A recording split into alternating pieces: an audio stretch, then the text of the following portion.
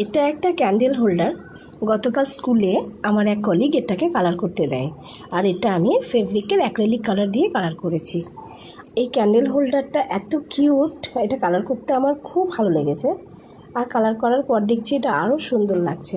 ভাবলাম যে green colour একটু লতা পাতা করে দিই, কিন্তু ভাবছি এটাতেও সৌন্দর্যটা নষ্ট হয়ে যাবে, সেজন্যই করিনি।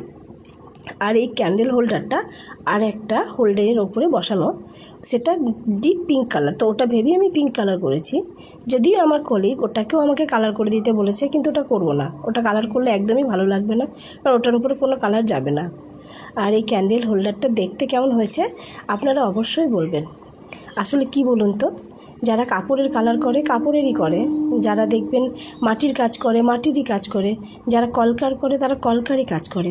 কিন্তু আমি যেহেতু সমস্ত রকম কাজ করার ট্রাই করি, মানে আমি কাচের ওপরেও করি, কাচের বোতলও কালার করি, কাপড়েও করছি, এখন কাগজের ওপরেও কালার করি, আমি কাটিংও করি। সুতরাং আমার কাছে এটা একটা খুব চিন্তার বিষয় হয়ে যায় মাঝে মধ্যে, যে আজকে এই কাজটা করলাম, কালকে আবার কি করব। মানে এটা একটা আমার রোজই মাথায় ঘুরে যে এরপরে কী করব।